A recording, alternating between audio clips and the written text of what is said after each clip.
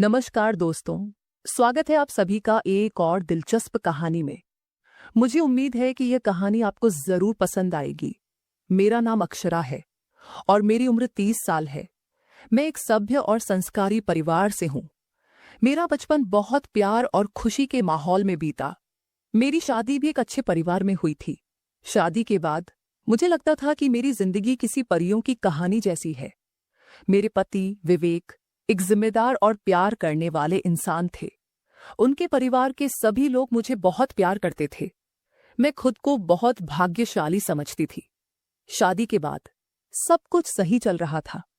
मैं अपने सास ससुर का ध्यान रखती, घर के काम करती और हर दिन अपने पति के साथ बिताने के लिए खास बना देती।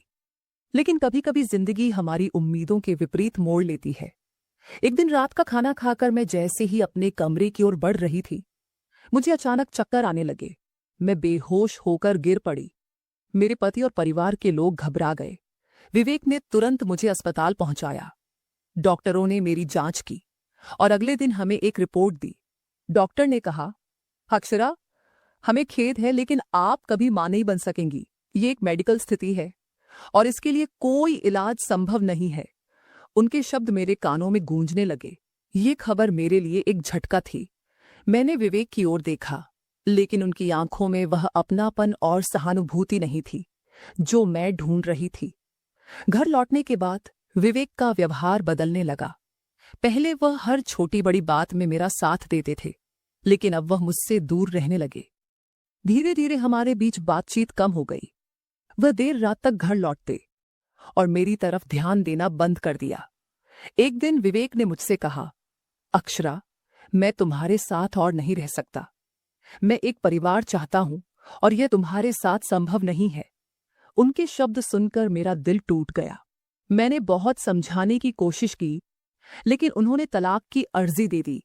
कुछ ही महीनों में हमारा रिश्ता खत्म हो गया। विवेक ने दूसरी शादी कर ली और मुझे अकेला छोड़ दिया। तलाक के बाद मैं पूरी तरह टूट गई। मुझे लगा कि मेरी जिंदगी खत्म हो गई है। हर दिन मेरे लिए बोझ बन गया था। लेकिन फिर मैंने खुद से कहा, अक्षरा, यह अंत नहीं है। तुम्हें अपनी जिंदगी को फिर से संवारना होगा। मैंने खुद को संभालना शुरू किया। मैं योगा और ध्यान करने लगी, किताबें पढ़ने लगी और एक नई नौकरी ढूंढी। इसी दौरान मेरी मुलाकात अर्जुन नाम के एक व्यक्ति से हुई। अर्जुन एक सरल और सुलझे हुए इंसान थे। वह मेरे ऑफिस में एक कलीग थे। शुरू में हम सिर्फ काम की बात करते थे, लेकिन धीरे धीरे हमारी बातचीत दोस्ती में बदल गई। एक दिन अर्जुन ने मुझसे कहा, अक्षरा, मैं जानता हूं कि तुमने बहुत कुछ सहा है, लेकिन मैं तुम्हारे अतीत की परवाह नहीं करता। मैं तुम्हें वैसे ही स्वीकार करता हूं जैसी तुम हो। उनकी बातों ने मेरे दिल को छू लिया। मैंने महसूस किया कि अर्जुन का प्यार सच्चा और निस्वार्थ है। अर्जुन ने मुझसे शादी का प्रस्ताव रखा और मैंने उसे स्वीकार कर लिया। हमने एक साधारण और प्यारी शादी की। अर्जुन ने मुझे हर वह खुशी दी जिसकी मुझे कभी उम्मीद नहीं थी। अब मैं अपनी जिंदगी में खुश हूं। मैंने सीखा कि मुश्किलें हमारी जिंदगी का अंत नहीं है, बल्कि हमें एक नई शुरुआत का मौका देती है। तो दोस्तों, यह थी मेरी कहानी।